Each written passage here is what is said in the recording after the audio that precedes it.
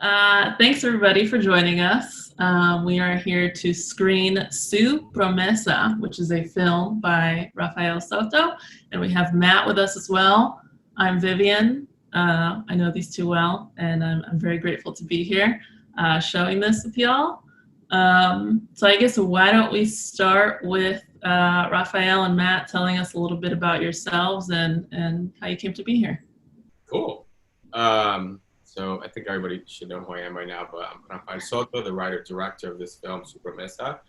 I am from New York, from the Bronx, Puerto Rican, and came to LA to live out my dream, which is what I'm doing now, and I'm super grateful that all of you are here with me. It's because of you guys that this was possible. And I'll leave it at that for now. We'll chat, I guess, after the film, but Matt, take it away. My name is Matt Stevens. I'm one of the executive producers on the film. How I came to be here is being friends with Rafael and, just supporting him in his dreams and making sure that we were able to make this film. Yeah, so we'll watch the film now, and afterwards we'll ask you guys some questions, and we'll open up questions to the chat as well. So yeah, let's just get to it, and then we'll get to talking. Does that sound good? That sounds good. Everyone, I forgot to mention this before. This film has subtitles, so make sure you get your readers, your glasses, and make sure the volume's up. And I think that's it. I'll see you soon. All right, let's take it away. All right, I think we're back. We're back. Woo, that's a heavy one. Everybody give it up, drop some clap emojis in the chat if you can. Very beautiful stuff. It's a beautiful film. Everybody should be proud of themselves, but it definitely deals with some pretty heavy subjects. Yeah. So my first question for you is, why did you want to tell this story in particular? So I had run across an article online, and it was about child marriages, and it was this two couples in Yemen, and the men were probably in their 30s, and the girls were like 13, 14. And so I started to read up about that, and just went into a rabbit hole, getting caught up in everywhere that this happens, all around the world. And I was like, okay, I got to write something about this. The trick for me was, the difficult part was trying to figure out, well, from the guy's point of view, like what story did I want to tell?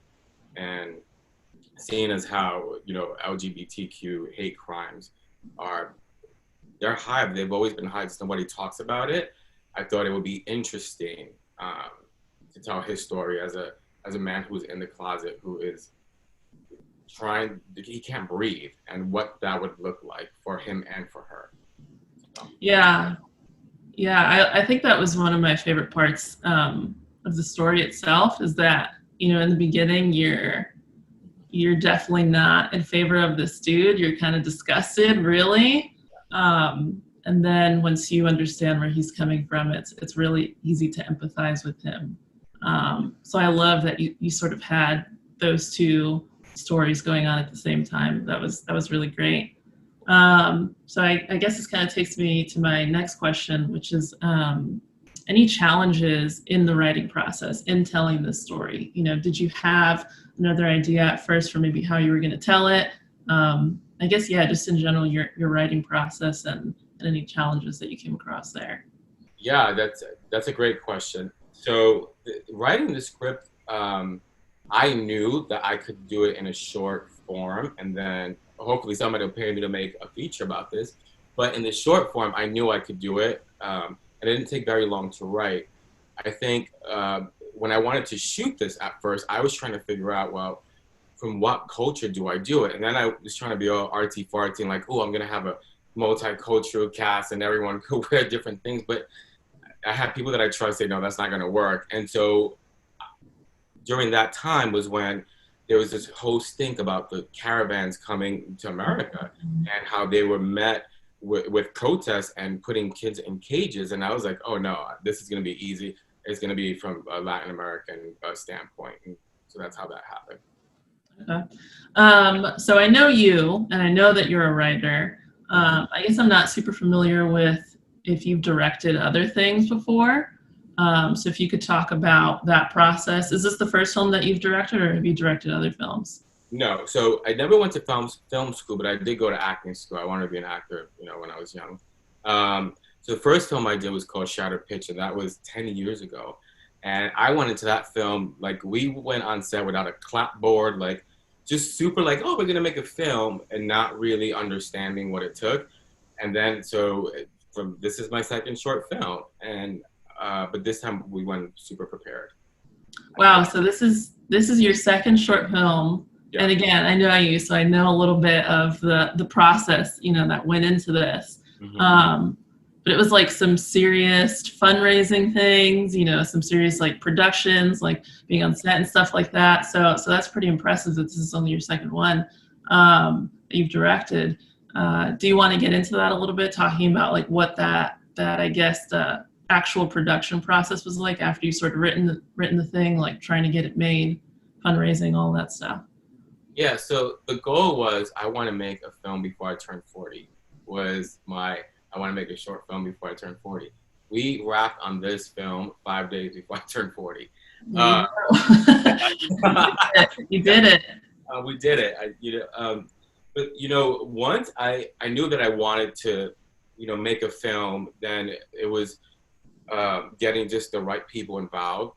I made a very conscious decision to work with people that I did not know for the most part. I didn't want to work with my friends because I feel like I'm already an inexperienced director, and I would have leaned on them too much for support, and I wanted to learn and just, be out there. And so Justin Scott, he was an alumni of the school, of Los Angeles Film School, and he was the first person that I approached to see if he would be my executive producer. And of course he said yes. And then I did bring in two friends, which was Matt Stevens, who was my other EP, and then Jacqueline Ramirez Braun, who I wanted her to be my first AD, because I found those key positions, I wanted to be able to work with people that understood my language and that I wouldn't feel insecure or intimidated because, I'm not, I don't know, Quentin Tarantino or something. And then from there, we started trying to figure out where we're going to shoot at. And I was lucky enough to get that location in Riverside, California. And he works for LAFS. His name is Ramon Palacios. And his family are the extras that you see in there. So it worked really well. Yeah, I thought I saw a cameo in there. But it was just a lot of late nights. And just for those who don't know, like, once you do the script and stuff, you start to storyboard, which every shot you try to figure out. And so Maddie had very sleepless nights trying to figure this out. I don't know if you can see this. No. It's gonna come, damn it. But all the stick figures that he drew for me, of shot by shot, how I wanted to tell the story, what I wanted on the screen. And then we hired an amazing set designer, which is Cameron, another Los Angeles Film School alumni. And my director of photography is Gideon Watson, another alumni of the school who works for the Chargers. And then we built the crew out from there. And we had a couple meetings, discussed things, and it was just an easy process. Everybody was real chill, relaxed. We had the same goal. And then at that point, it was like, well, where's this money coming from? And this was not a cheap film to shoot. And I didn't want it to be cheap or look cheap. And so I decided to, because of Matt was like, just do a Kickstarter, like the fundraising stuff, and hired a company called Avenida Productions. And they really helped me figure out the formula of how to approach people and just how to do it. And from 20 grand, that was the goal. We raised like 17,500, something like that. And then, Uncle Sam takes a lot of that. And then the rest was, my savings and, credit cards and stuff like that. I mean, what are you going to do? You gotta make a film, you got to do it. So yeah, that was that. That's awesome. That's definitely a very brave choice to sort of go with people that you don't know. Yeah, pushing past your comfort zone. Yeah. So the other question I had in regards to that is, when you were writing this, because again, I know you're a writer. When you were writing this, did you know that this was the film that you were going to shoot? I know that you said you set a goal for yourself to shoot a film before you were 40. I'm sure you have other things, that you've written or other stuff that you've had laying around. Yeah, how certain were you about that? It's funny you say that because I actually forgot this to write down. I think a year before, there was a film that we wanted to do. It was more that I wrote. It's like a thriller film, which I still need to do and I want to do it. But just my family went through some stuff when we was going to shoot. Like I lost two very important people to me during that time, so that kind of got shelved. And then the next year was like when I made the promise that I would do it before I was 40. And then this film just seemed like the kind of film that I thought would help my career the most. Because making a film, I do it because I love it and all that, but trying to be smart and get hired for other jobs. And I knew that this, if it was done well, it will help my career. So that's why I did this film. Awesome. So I have one more question for you, and then we'll pass it over to the chat. Cool. Before we do that, I just want to tell y'all, if you do have questions, just make sure in the chat window you select the all panelists button. That's how I'll be able to see the questions. So yeah, my last question is, I guess, what's next for you, and also what's next for the film? If you have any other places that you're showing it, are you gonna turn it into a longer thing? Just basically, what's the future like for you in the film? So the goal is now we're going into film festivals. We are, and I have to say this because you guys don't know this. The casting process was the most difficult thing. So it's gonna be a long talk, but casting was grueling. The first person that I cast in this film was the mom, Diana, who's from Venezuela, amazing. She doesn't talk, and she's just amazing. And wow, we were lucky to have her.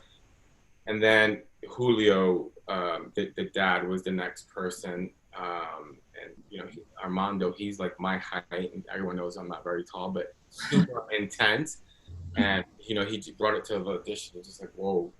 And then the Mario, who plays Miguel, the guy that dies, the husband, he was the next one hired, and he wasn't too difficult to find. Now, Aura, the lead, was 6 auditions, and I at first really wanted to get like a girl who was between like 12 and 15.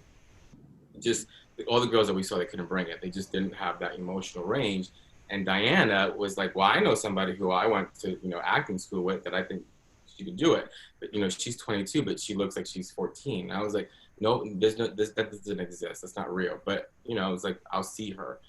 And when she did the audition, like I had to tell her to leave the room afterwards because I couldn't believe what had happened. And then when we showed up on set and she was like in costume, I'm like, wow, like she brought it. And I'm very, very, very, very proud of my cast. And there was one more, Christina, who's the pregnant friend. And unfortunately, there was a scene that was her scene where Christina was, had been in Aura's position, her shoes, and she talks about the difficulties of being a wife, but like you kind of have to do it, like this is what your new life is. She's comforting her during a reception scene. Now, anybody who knows film festivals, under 20 minutes is golden, and the film was running at 23. So about a month and a half ago, I had to make that really, really tough, heartbreaking decision to cut that scene. But it's just one of those things you have to do as a filmmaker. So that's what I want to do, get it into film festivals. And there is a long feature that I have in mind for it. But now somebody's got to pay me to do it. Yeah. That's the key thing there is the money. But so what about you? Do you have anything else in the works? I know, with the situation going on in this world, you're probably not getting out there shooting a lot of stuff, but it's probably the best time to write. So how's that been for you? Any other projects that you have lined up or anything else that you want to so I've written a couple of things. Those who don't know, Vivian also is a writer and actually has her degree, and she's kind of been my eyes for some of my other things that I've written. But over COVID, I will say I'm super proud of myself. I wrote 3 episodes of a sitcom that I want to put together called Empty Nesters, and it's just about like interracial couple who are late in life, like they're late 40s, and they become pregnant by accident, and what that looks like. It's a funny show, but it's interracial, and the mom and the sister, whatever. But so I have that and just other scripts, and I have a manager who's amazing, Sandra Avila, who she does a lot for me. And we'll see. Hopefully, some doors open up, big ones. Cool.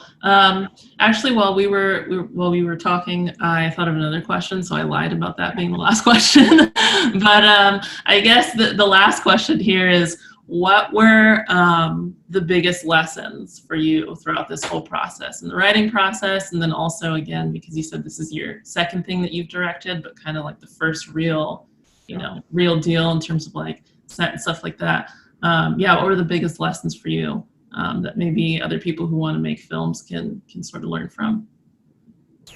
Take your time, if money permits it, because money's everything. Every minute on set is so expensive. But as a film student, you have free equipment at the LA Film School. You guys better use it. Take advantage of it. I had to pay for this, and it is very expensive. So the biggest lesson, I think, is pre-production. Spend even more time in the beginning and just really going beat by beat by beat, and just making sure you have everything you need in your head. Try to picture the film as an editor and what it's going to look like, just to make sure that you don't miss anything. I think that would be my advice. Okay, cool. So I'm going to take a look at some of these questions now. So what was the shooting schedule like, and how long did filming take? We shot 3.5 days. So 3 full days, half of another day. Yeah, it was fast. Wow, okay. It was a very fast shoot. It was in Riverside. The first scene that we shot was the scene in the park. And we shot that like at 7 in the morning. And as you guys know from Miguel, it's a huge scene for him. Like, he's coming out. And I'm like, you got to do that at 7 o'clock. Like, we got to go. That was like the first thing that we shot. But you got to get real deep at 7 in the morning. Yeah. So he has to put his headphones and try to get there. But that's what it's like when you don't have money. You can't shoot in order. So that what you see at the end is what we shot first. Yeah, the park scene. Awesome. Yeah. And now another question here. I know that you said the writing for this film was fairly easy for you. But I guess there's a question about writer's block. I'm sure you experienced that. So I guess if you have any piece of advice for people who sort of go through that, what is that like for you? Yeah, I think that there are definitely times where I hit a wall, and everyone has a different process for writing. Some people like to write like elaborate treatments, and those who don't know what a treatment is, it's basically like a huge long synopsis of the film. I don't get that detailed in that part, but I will write some sort of a treatment and then like a skeleton. And then at that point, because I've not allowed myself to write words, I'm so itching to jump into the scene that usually it'll just come out. When I do hit that wall, I will walk away completely, read a screenwriting book, or watch Friends and not feel bad about it. You can't force it because then it's stunted. What I try not to do though is read and reread and reread my work, because you will get in your head, man. You will get in your head. You got to kind of walk away, let it breathe, work on another project, read a book, and then go back to it. I like what you said about not feeling bad about it. Yeah. I think that's probably something that we could all do less of, is like beating ourselves up about, whatever thing we have going on, work, whatever. So that's definitely important. How about the editing process? What was that like? Because that's a whole other chapter. How long did that take? So my editor is Gary Chacon. I'm sure he's in here somewhere. Gary's from the LA Film School as well. He is a teacher, and he actually does animation, which is funny. But so Gary had approached me and was like, I edit, sent me his reel. And I was hesitant at first because I'm like, I spent all this money. I want like somebody who's done it. But you guys saw what he did. And, I let him do the first pass on his own, sort of gave me a couple scenes, and then sat with him, and Matt Stevens was involved heavily in that part too, of just piecing it together. I think what made it a little easier for us is that I didn't have the luxury of doing 15 takes of a scene. That this wasn't happening. And with my cast, I didn't need to. They were pretty good about it. So we didn't have like hours and hours and hours of footage extensively. But I would say it took, I don't know what, like 6 months maybe. I also had to pay him an increment, so I don't think he was going to work for free. So yeah, that's how that worked. About 6 months. I think about 6 months. Yeah. Mm-hmm. And then also the score, because that was original music, at least part of it, right? So what was that like too? Did that come in after? Or? After we shot it, and I had about 2 meetings. His name is Keith Widener. He's a friend. He's a teacher. He's an amazing musician and photographer. We had meetings, and he's like, "What do you want?" And I'm just like, "I want simple instruments, like, you know, something they would have there." And the first pass that he did was great, but it wasn't that. It wasn't that. It wasn't what I wanted, and I can't explain it. Just you know when you know, and it wasn't that. And then I freaked out for a little bit, and I gave him a minute, and then holy crap, when I heard this score, I like lost it. Like I literally just cried. I'm like, yeah, you know, it's amazing what he did. He scored it from A to Z, everything. Yeah, the music was definitely important there. That was really great. Yeah. So another question here from Christine: when you're shooting a film so tragic, is it emotional for the people on set, or is it more of a working mode? What was that like? Oh my God, I wish I could show you guys like some of the takes, like the bloopers. Like there's a scene where the mom is pinning Ada down on the bed. You know, she's like, stay down. And there was a dog on set. They had a family dog who got really scared and like ran in, and like to make sure nobody was dying. And the girls are cracking up. Like each other would go like, ah! And then talking about, I don't know, a sitcom or something. Like they were just in and out. There was no heaviness on set. They were pros.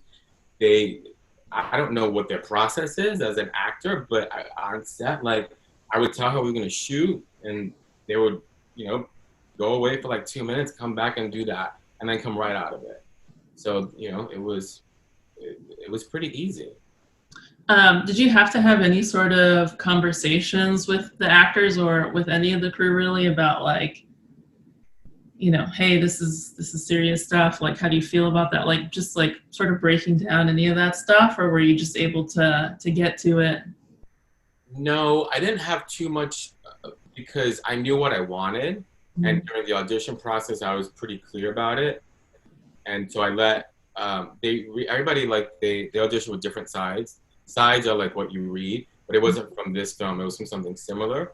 Oh. And once I knew who I wanted, when it was down to a couple people, I gave them the script to read. So everybody kind of knew what they were getting into. You know, you have to make everybody feel comfortable on set. And there really was, that I can think of any moments that anybody was uncomfortable. Mm-hmm. So I'm not super familiar with what the casting process is like, but is that typical? Like, was that a conscious choice not to give them the script while they were auditioning? Or is that kind of like the standard of? Yeah, I think that was me because it's a short film and I didn't want to give anything away. And, you know, you put sides on. So when actors audition, it was through a website, and they submit like their picture and their reel and all that cool stuff.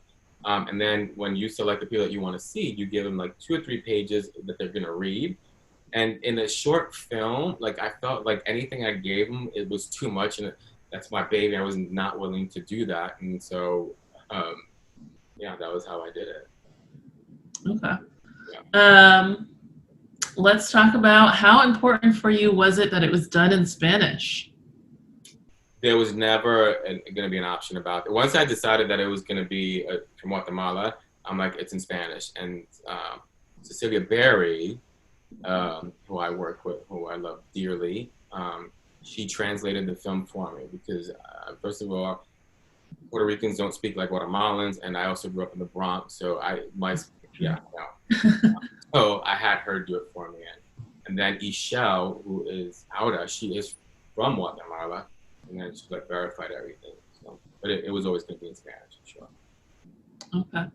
And what is your goal for this movie? I guess we kind of talked about that a little bit, but where do you see this playing? Who do you want to reach? Yeah, film festivals ideally, and hopefully win some awards and just get the film out there.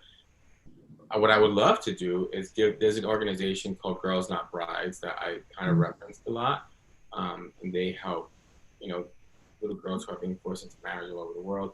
Maybe give them the film that they can use, and also for like LGBT hate, if they wanted to use it, I would love for them to be able to.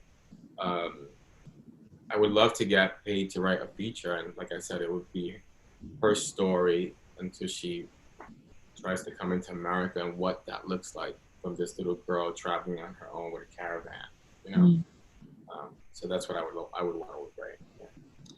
Are there any other subjects that are sort of in this same vein that you're interested in exploring? Yeah, I think, the scene where she's talking about playing with dolls, and I get it, it's a culture thing, and it's cute, kids play with dolls, but if you really remove yourself from the cuteness of it, it kind of like, wait, they're like 2 years old and thinking about cleaning a baby and being a mother. Like, there's never that super innocent childhood of just running in a field and playing with flowers. You know what I mean? Yeah. And, I guess I'm a feminist in that way. I think I feel like we limit ourselves so much, and I wanted to explore that from the female part. Yeah, it's complicated, and when we see stuff like Time's Up and the Me Too movement, we as men have felt for so long that it's our right to treat women a certain way, and women, they haven't spoken up because that's just how it's always been. And I think we're living in a time that just there's like a power shift, and I think it's interesting to watch. Yeah. Amen. So yeah, there's a couple other questions. Any favorite scenes to write? This is a heavy film. I don't know if you're like joyously sort of like typing there, like. No, I don't really cry when I write, but I definitely cried during this film, but I wrote it really fast. It was probably like within 3 days it was done, and pretty much what you see. I actually pulled back a little bit, but so it was just a heavy film. Yeah. It was heavy to write, but it wasn't something that I want to write this idea. No, I saw it online, the article, and I was like, I have to write this. Yeah. This is not a question, but can you tell Mr. Soto that 2 of his teachers from the Bronx are here, and we are very proud. Rafael is proof that you can do and be anything you choose. That's the sweetest thing. I love that. I love you guys. I see it's Miss Dillon. He's my 3rd grade teacher. Aw, that's so sweet. I love that. Love the support. Yes. Okay, another question here. Can you talk about the scene when she woke up? Was that blood on the sheets? So I was wondering that same thing too. No, it wasn't. It was rose petals, but we wanted the audience to do something else. Okay. At that point, you haven't met him yet, and that was all it was. I didn't want you guys to see him, because when you see somebody, you already get an idea, like this person is like this or like that. So I didn't want to show his face at all until I couldn't hold it no more. So the rose petals, yeah, I wanted you, and she touches her belly. She doesn't know she's had sex. She doesn't understand what that is, because first of all, a lot of girls that I know, my age women, they didn't have that conversation. It kind of just, it happened. They got their period, whatever. So imagine in that kind of a culture where she just doesn't know what sex is. She's probably never seen a man naked. She doesn't know what it feels like. And so I wanted her to have that moment of like, did you have sex with me? Like, what is this? So yeah, that was a lot. Yeah, that was rough. That was intense to watch.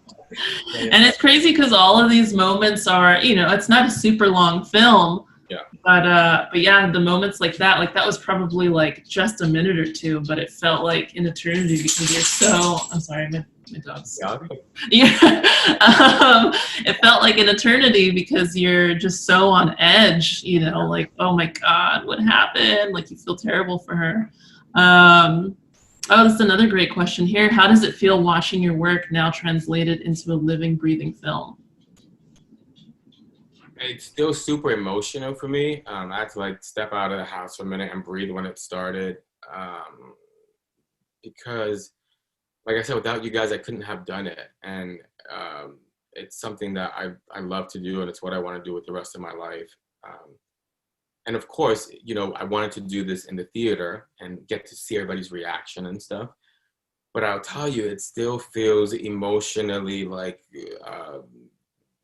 it's a lot because it's my work. It's just like wow. But it feels good, and I'm proud of the film and proud of my actors and my crew and everyone that was involved in it. I'm really happy with how it came out. Yeah, like I said, you definitely have a lot to be proud of. This is really great, truly. Again, I know you, so like I know what it was like during the writing process. I was impressed with you then. I'm impressed with you now. Yeah, so let's see if we have any other questions. What is the role of the producer? Oh, Maddie, jump on. Yeah, Maddie. Or do you want to stay silent and hidden? I know, right? Okay, here we go. I mean, it's different for every single person that, does it. I tried to have my hand in as many things that we could possibly have my hand in. Like Jacqueline did most of the major producing. I just helped. It's really all that for me as a producer, it was just to help out and to make sure that his dream became true. Okay, but yeah, so specifically though, he did everything. So Justin was my EP as well. Yep. Justin, like he did all the permits, which you'll want to like shoot yourself in the brain because it's difficult locations, making sure that everybody you don't have to leave. Insurance and all that stuff. Okay, you see the bossiness that came out. So that's what Matt had to deal with for a year. Poor Matt. He would come out of work tired and I'm like, okay, but we're working tonight. I don't care. Because I'm not a technical person and I don't draw and stuff. So I would tell Matt, this is what I want. This is what I want to look like. And then he would make it and then I would hand it off. Matt was also craft services on the film. So Matty cooked every day. The producer, I would never want that job. It's probably the most difficult job. It is making sure that all these different moving parts somehow come together to make this film. And they are so, I mean, you see credits, it's like a million names. The producer has to make sure that all those people speak the same language. So, yeah. Yeah. Dustin wants to know, what about what Dustin had to go through? Oh, yeah. I miss you, Dustin. So I wasn't too bad. I don't think I was too bad with him, but I was his home as much. I guess he probably saw me break down a couple of times. The amount of anxiety that I had, like I felt like I even had a twitch before going on set. That is the most stressful part, and he has to deal with that anxiety that you have. That I can't sleep, or I'm just grouchy, and expect you to be all right with it. If you had to change anything, would you change one thing about filming, or do you not even want to think about that? Yeah. Regrets. No, I think I'm okay with it. Yeah, I think I'm good with it. Very happy with it. Okay. Well, does anybody else have any questions? Any other questions? Is there anything that you want to say that we didn't address? No, I think we got it. Just want to give a super shout out to like LA Film School. I'm so proud. I think I hired 8 students that had graduated, 8 alumni, and they were professional, on time, didn't complain. I mean, they really had their shit together, for lack of a better term. And I was just super proud. These are kids that had just graduated like a year ago, a year from when we shot the film, but that's what I could afford because hiring filmmakers is expensive. And man, they were good. They were amazing. And I'm really proud of those graduates. Also, what I'm going to do, because I know some of you had technical difficulties and stuff, I'm going to put the link of the film in the chat box with the password. You will be able to view this for 24 hours and then it's done. But what you see there, the Vimeo and then Herval 20, that is so you guys can watch the film. So it's gonna be the Vimeo link, then the password is Herval 20. You'll have access to it for 24 hours. Try to click it into the TV so you can see it big. But yeah, thank you so much. Matt, you got anything? The biggest thing is thank you to everybody who helped support during our fundraising campaign. That if that wasn't happening, you know, a lot of this part of this film wouldn't happen. I remember when Ralph originally came to me and he wanted to do this film, he had an original budget of what he wanted to do. And we were like, oh, dude, that's not going to happen. It's not going to happen whatsoever. So thank you to Avenida Messia or Avenida. Oh my God, Avenida Productions. Yeah, I'm white. But that and like, thank you every single person who donated. It meant a lot to everybody who was involved in the film and with the crowdfunding. You know, Jacqueline, Justin, Rafael, and myself. It meant so much to all of us to have your guys' help and support. Yeah. All right. Well, like I said, you have a lot to be proud of. I'm sure we will see more great things from you. Thanks everybody for joining. Thank you, LA Film School. Yeah. Oh, and just really quick, sorry, really fast. I'm going to do another chat with the actors that I'm going to record. We're going to figure out how to do that because I want you guys to speak to the actors directly because I think that's super important. And that'll come in the next 2 weeks. I'll do an update through the Promesa webpage and you guys will be invited. That's it. Yeah. Do you have a place for people to like follow your work or anything like that? Like, yes. Promesa movie. Okay. All right. There it is. Yeah.